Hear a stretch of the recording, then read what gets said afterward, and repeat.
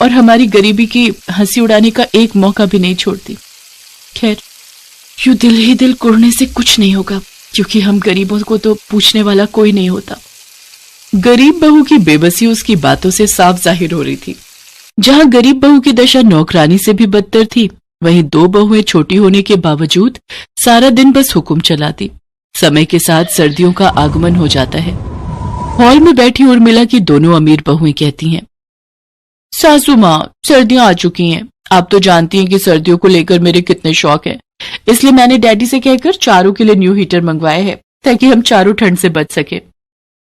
माँ जी, कल ही मैंने भी सर्दियों की खूब सारी शॉपिंग की है। ये देखिए, खास आपके लिए पश्मीना की शॉल लाई हूं। तोहफे देना क्या तुम दोनों बहुओं को ही आता है? मैंने भी तुम दोनों के लिए नई रजाई बनवाई है। माँ जी, इसकी क्या जरूरत थी? अरे जरूरत कैसे ना थी, तुम्हारे कमरे की रजाई पतली हो चली है। मैं नहीं चाहती कि मेरी बहुएं रात भर ठंड से ठिठुरती रहें, इसीलिए मैंने बिना देरी करे रजाई बनवा दी। और फिर तुम्हारी सास के पास पैसों की कमी है क्या? तभी सोनल उर्मिला से कहती है, माँ जी, जब आपने देवरानी जी के लिए रजाई बनवाई है तो लगे हाथ मेरे लिए भी रजाई बनवा देती। समाचार में सुनने को आ रहा है कि इस साल रिकॉर्ड तोड़ सर्दी पड़ने वाली है। ऐसे में मैं इतने दुबले पतले कंबल से कैसे काम चलाऊंगी? क्यों रे मेरी गरीब बहू, उर्मिला के पास क्या पैसों के पेड़ लगे हैं? अभी मेरा हाथ तंग है, जब कभी पैसे होंगे तब देखा जाएगा।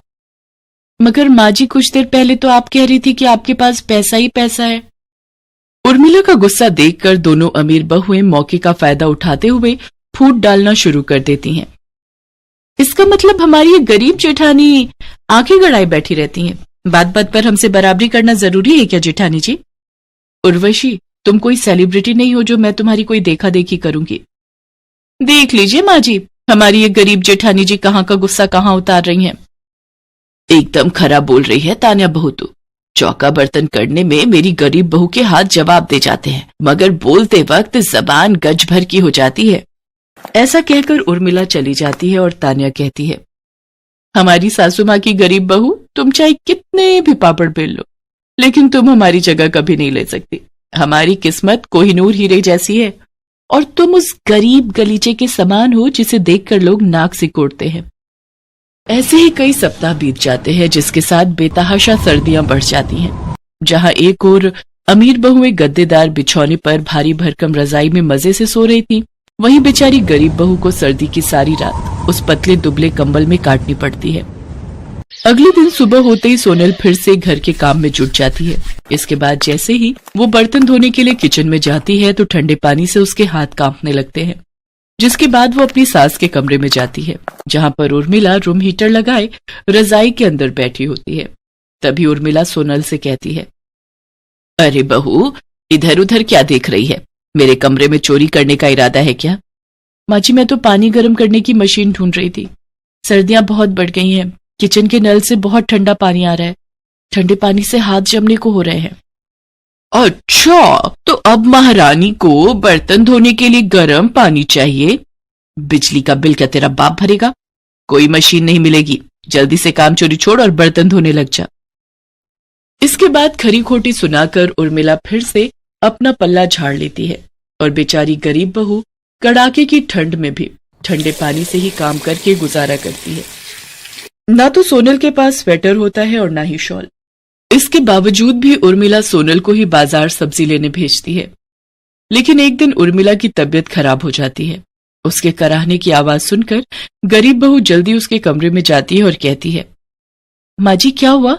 आप ठीक तो हैं? अरे, आपको तो बहुत तेज बुखार है। माँ जी, मैं अभी आती हूँ। इसके बाद सोनल किचन में जाकर काढ़ा बनाकर लाती है और उर्मिला को पीने के लिए देती है। साथ ही उर्मिला के सर पर ठंडे पानी की पट्टियां रखना शुरू करती है। सोनल कभी उसके हाथ दबाती तो कभी उसके पैर। सारी रात बेचारी सोनल बिना झपकी लिए अपनी सास की सेवा पानी में लगी रहती है। अगले दिन दोनों बहुएं अपनी सास के कमरे में आती हैं। गुड मॉर्निंग सासू माँ। गुड मॉर्निंग सासू माँ, क्या हुआ? आपका मुंह मरीजों जैसा क्यों लग रहा है? माँ जी की तबीयत कल रात से बहुत खराब थी, उन्हें तेज बुखार था। उर्वशी, चलो यहाँ से, कहीं हमें भी फ्लू न लग जाए। इसके बाद वो दोनों अमीर बहुएं वहां से चली जाती हैं और उर्मिला उनकी सारी बहानेबाजी समझ जाती है। मुझे तो लगा था तुम दोनों यहाँ मेरा हालचाल पूछने आई हो, मगर तुमने अपने तेवर दिखाई दिए। सोनल, मुझे माफ कर दो। मैंने हमेशा तुम्हें गलत समझा और तुम्हारी गरीबी की हंसी उड़ाई। शायद इसी कारण भगवान ने मुझे ऐसा भुगतान दिया है। माँ जी, बीती बातों को याद करके दुखी मत होइए, जो हुआ उसे भूल जाइए। सास का बर्ताव देखकर तान्या और उर्वशी का सर शर्म के मारे झुक जाता है और वो कहती हैं, जेठानी जी, हमें माफ कर दीजिए। हमने आपको ताने दिए, आपकी गरीबी का मजाक उड़ाया। जेठानी जी, हम दोनों को माफ कर दीजिए। ऐसा मत कहो, मैंने हमेशा तुम्हें अपनी बहनें माना है। फिर वो तीनों आपस में गले लग जाती हैं और इसके बाद सारा काम